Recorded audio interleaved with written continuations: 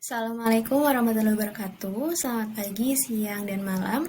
Yang saya hormati seluruh dosen pengampu mata kuliah pengantar berpikir sistem, khususnya Mbak Retno selaku dosen penanggung jawab dalam ujian tengah semester pengantar berpikir sistem. Perkenalkan sebelumnya, saya Yunita Soraya Oktariani.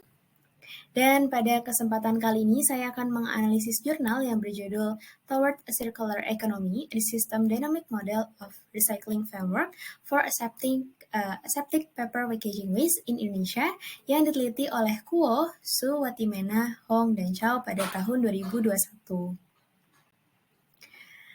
Sebelumnya saya akan menjelaskan abstrak dari penelitian ini, di mana dalam Circular Economy, EPR atau Extended Producer Responsibility adalah pendekatan peraturan yang memperhitungkan seluruh biaya lingkungan yang terkait dengan produk sepanjang siklus hidupnya.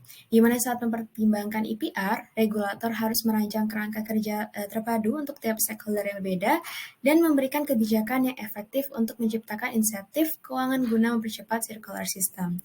Nah, penelitian ini fokus terhadap recycling atau daur ulang, di mana berhubungan dengan recycling.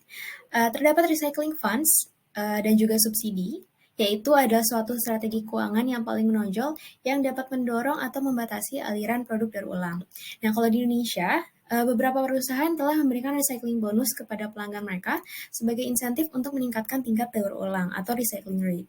Nah, namun recycling rate yang ada tidak seefektif yang diharapkan oleh perusahaan, karena daur ulang hanya dipraktikkan oleh sejumlah kecil perusahaan dan menjadikannya tidak layak secara ekonomi.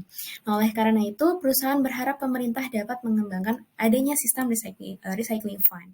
Nah, untuk mengembangkan sistem recycling fund, sistem dynamic model diusulkan untuk disimulasikan untuk mengoptimalkan recycling rate dan subsidi berdasarkan reverse supply chain yang terdesentralisasi. Nah, penelitian ini menunjukkan hasil yang sangat signifikan bagi pemerintah di Indonesia dan memungkinkan untuk proses pengumpulan keputusan EPR yang lebih tepat, terencana dengan baik, dan juga berkelanjutan. Berkaitan dengan latar belakang, di abstrak tadi saya telah menjelaskan singkat mengenai EPR. Nah, mungkin saya jelaskan kembali sedikit bahwa tujuan utama dari kebijakan EPR adalah untuk meningkatkan pemulihan produk dan meminimalkan dampak lingkungan dari bahan limbah. Nah, dalam hal ini, peningkatan recycling rate sangat penting untuk meminimalkan pembuangan residu di tempat pembuangan sampah, mengurangi emisi, dan juga memungkinkan pemulihan sebagian bahan baku yang digunakan dalam manufaktur. Nah, kalau di Indonesia, Kementerian Lingkungan Hidup dan Kehutanan telah mengeluarkan peraturan yang mengamanatkan seluruh industri untuk berpartisipasi dalam penanganan limbah dari produk yang mereka produksi. Nah, peraturan ini mencakup 3 perspektif utama, yaitu pengelolaan sampah, pengurangan sampah, dan juga pengelolaan sampah khusus. Di sini pemerintah telah menegaskan bahwa pengelolaan sampah bukan hanya kewajiban bagi pemerintah saja, tapi juga berlaku untuk industri, di mana produsen memiliki tanggung jawab untuk mengelola sampah. Nah, namun, ada beberapa tantangan dalam pelaksanaan pengelolaan sampah, seperti kurangnya fasilitas pengolahan sampah untuk mendaur ulang produk usang, lalu juga kurangnya metode pengumpulan yang tepat dan juga layak untuk menangani sampah, dan kewenangan yang relatif lemah di pemerintah daerah untuk mengawasi program pengolahan sampah. Nah, selain itu, masyarakat Indonesia sendiri kurang memiliki kesadaran yang komprehensif tentang membuang dan juga mengolah sampah. Dan pemerintah sendiri juga belum ada peraturan mengenai kebijakan yang mengharuskan perusahaan membayar perusahaan pendaur ulang untuk mengambil IOL atau end of line Tetra Pak dari pelanggan untuk digunakan kembali. Nah, di sini penelitian ini juga melibatkan studi kasus yang berfokus pada aseptic paper packaging atau APP yang dipertimbangkan, dan dalam jurnal ini, itu peneliti menganggap bahwa APP memiliki interior aluminium di dalamnya, dan tujuan utama dari penelitian ini adalah untuk menyelidiki sistem daur ulang limbah APP tersebut yang tadi punya aluminium foil yang meliputi kerangka kerja daur ulang dengan stakeholder dan juga pengaruh recycling funds dan subsidi terhadap kinerja dari kegiatan daur ulang. Nah, untuk mencapai tujuan ini, sistem dynamic model dikembangkan untuk sistem daur ulang. Nah, berikut merupakan causal loop diagram, di mana melalui model ini dapat digunakan untuk sebuah pemecahan maupun penjagaan masalah dengan melihat setiap faktor yang ada yang berkaitan dengan faktor-faktor lainnya. Dan di sini terdapat 2 balancing loop yang bersifat berlawanan dan 3 reinforcing loop yang bersifat positif. Loop pertama ada loop balancing, di mana dapat kita lihat bahwa pada loop ini menunjukkan sifat yang berlawanan. Dan pada loop ini terdapat dua variabel, yaitu waste inline fill dan collecting flow, di mana waste inline fill adalah jumlah sampah yang ada di tempat pembuangan akhir atau yang biasa kita ketahui dengan TPA, dan juga collecting flow, yaitu aliran pengumpulan sampah yang ada. Nah, dalam loop ini menunjukkan sifat berlawanan, karena ketika peningkatan waste inline fill meningkatkan jumlah collecting flow, maka pada akhirnya juga dapat menyebabkan penurunan jumlah sampah di TPA. Nah, berikutnya merupakan loop balancing yang kedua, yang mana loop ini juga menunjukkan sifat yang berlawanan. Dalam hal ini, collected adalah stok yang telah dikumpulkan untuk didaur ulang, dan recycling flow adalah jumlah aliran daur ulang. Nah, sifat yang berlawanan pada loop ini ditunjukkan melalui peningkatan collected stock yang meningkatkan jumlah recycling flow, yang kemudian akhirnya dapat menurunkan jumlah dari collected stock itu sendiri lagi. Selanjutnya adalah loop reinforcing yang pertama, ini adalah loop yang ketiga, di mana loop ini terdapat 6 variabel yang menunjukkan bahwa peningkatan collecting flow meningkatkan jumlah stok collected yang mengarah pada peningkatan recycling flow. Kemudian tarif IPR, dana IPR, dan juga biaya penagihan pun akhirnya juga ikut meningkat. Akhirnya peningkatan dari collecting fee dapat menyebabkan peningkatan dari collecting flow.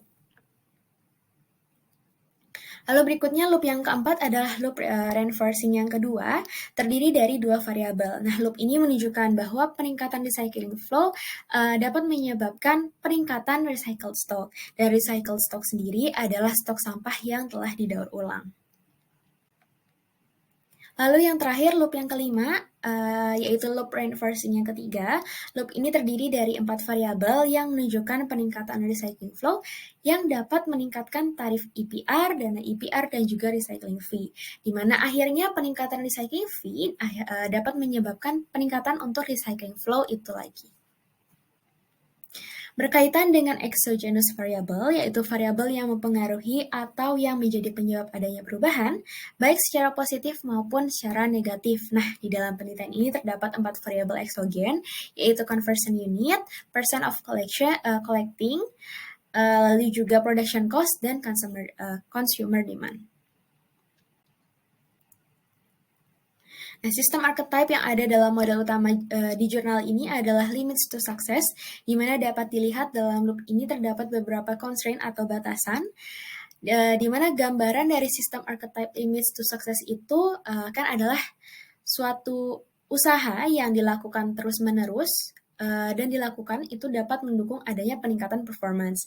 Nah, tapi sistem yang ada dapat bertemu dengan sebuah limit yang akhirnya dapat menyebabkan performance tersebut yang tadinya kita harapkan meningkat, akhirnya jadinya melambat. Bahkan ketika upaya yang kita lakukan pun terus meningkat. Nah, hal ini dapat terlihat pada variable production cost yang dapat mempengaruhi loop reinforcing yang kedua, yaitu yang terdapat pada variabel recycling flow dan recycled. Nah, production cost ini ketika ia semakin tinggi, maka akhirnya dapat berpengaruh juga dengan performa dari produk yang akhirnya nantinya akan didaur ulang. Oleh karena itu, dapat diketahui bahwa dari model ini sistem archetype-nya adalah limits to success. Dan berikut merupakan scorecard yang telah saya buat, di mana terdapat 5 loop, dan di sini saya bagi menjadi 2 page nantinya. Nah, di page yang pertama ini ada loop balancing. Loop balancing yang pertama pengendaliannya adalah jumlah sampah di TPA, dengan indikator kinerjanya adalah jumlah sampah yang dapat dikirimkan untuk didaur ulang. Nah, terlihat kinerjanya tandanya adalah peningkatan jumlah sampah yang dapat didaur ulang, dan untuk deteksi dininya adalah jumlah sampah menyentuh berat lebih dari 6.000 ton per hari. Nah, kenapa 6.000 ton? Karena ketika saya coba searching, umumnya atau sewajarnya di TPA itu setiap harinya biasanya sampah itu mencapai 6.000 ton. Tadinya kalau misalkan beratnya itu lebih dari 6.000 ton, tadinya itu sudah tidak wajar, ya terlalu banyak sampahnya di TPA nantinya.